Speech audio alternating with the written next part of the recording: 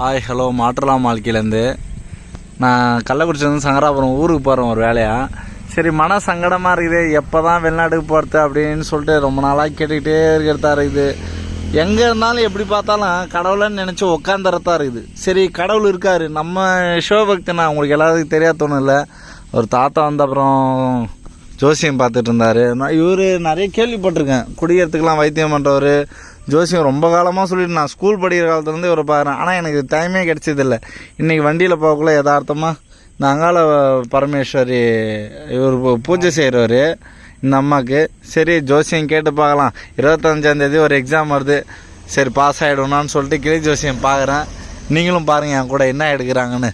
அந்த அம்மா பிரகாச ராசி சீட் எடுப்பா, பிரகாச ராசி சீட் எடுத்து போடுப்பா. பிரகாசு ராசி யோகம் எப்படி இருக்கு பார்த்து எடுத்து போடு. பிரகாசுக்கு படிச்சிடலாமாப்பா?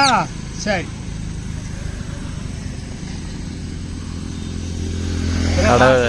கடவுளே நல்லதா வரணும். ராமரு லட்சுமிரு 14 வருஷம் வனவாசம் போன சீட். ஆனால் இப்போ வனவாசம் போகிறதுக்குன்னு முடிவு பண்ணிட்டேன். அந்த வனவாசத்துக்கு போகிற சீட்டு தான். ஆனால் அங்கே அடிபட்டு கிடக்கிறத வந்து நம்ம பெருசாக எடுத்துக்க தேவையில்லை. ஆனால் வனவாசத்தில் போக போகிறேன், அதில் ஜெயிக்க போகிறேன் அப்படிங்கிறது தான். ஆனால் அவங்க வனவாசம் போனாலும் சும்மா இல்லை, பல சாதனையை படைச்சி வச்சுட்டு பல கதையை ஜென்ம ஐரவேலையும் உலக ஐரவேலையும் உறுதியாகி வச்சுட்டா அவங்க போயிருக்காங்க. அதுவே இனி அயல்நாட்டுக்கு போக போகிற, அயல்நாட்டில் போய் வெற்றி அடைய போகிறன்றதுல மாற்றம் கிடையாது. போகிறேன், ஆனால் கொஞ்சம் முன்ன பின்ன லேட் ஆகுது, அவ்வளோதான் விஷயம். அந்த விஷயத்தினால நம்ம சலிச்சுக்க கூடாது. வா, அப்படியே உன் கையில் ஒரு சீட்டு, இன்னொரு சீட்டு. ஆண்டவனுடைய அனுகரகம் கிடைக்கட்டும், தெய்வத்தினுடைய அனுகரகம் கிடைக்கட்டும். எடுக்கிறேன். எனக்கு எங்கள் அப்பா சிவன் மேலே நம்பிக்கை அதிகம், இருந்தாலும் பெரிய ஒரு ஆசீர்வாதமாக இது நான் கேட்குறது ஒரு ஆசீர்வாதம், ஒரு திருப்தி தான்.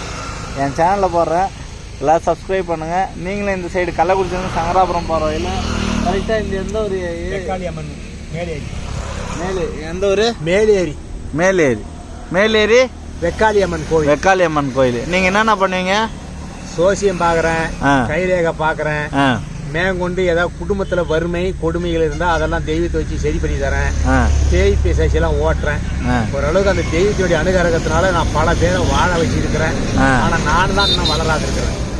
பலருக்காக தெய்வத்திட்ட கடனை வாங்கி கொடுத்துட்டு நான் இருக்கிற இடத்துல இருந்துக்கிட்டேன். என்னை வளர்த்திக்கிற ஆசைலாம் எனக்கு கிடையாது. வரவங்கள நல்லா ஆக்கணும், அவங்களுக்கு நல்லது செய்யணும். இந்த கிளியோட பேர் என்ன? மாயவன். சரி, இப்போ இந்த இடத்த உள்ளார வச்சுருங்க, நான் ஒரு சீட் எடுக்கிறேன். நீங்கள் உள்ளார வச்சுருங்க.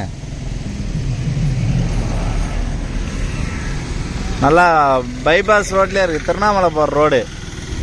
எப்போனாலும் வாங்க, வந்து பாருங்கள். மூராபாலத்துக்கும் சங்கராபாலத்துக்கும் சென்ட்ரு நல்லாயிருக்கும். ஒரு திருப்தியாக ஒரு 10 நிமிஷம் பேசினாலே மன நிம்மதி கிடைக்கும். ஓம் நம சிவாய நமக. என்ன வருதுன்னு பார்க்கலாம்.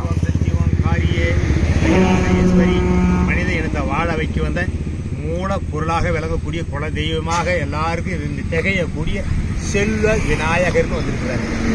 காரியம் ஜெயிக்கிற வெற்றி பெற மாற்றம் இல்லைன்னு என் நம்பிக்கை சொல்லுது. நல்லா இருக்கு.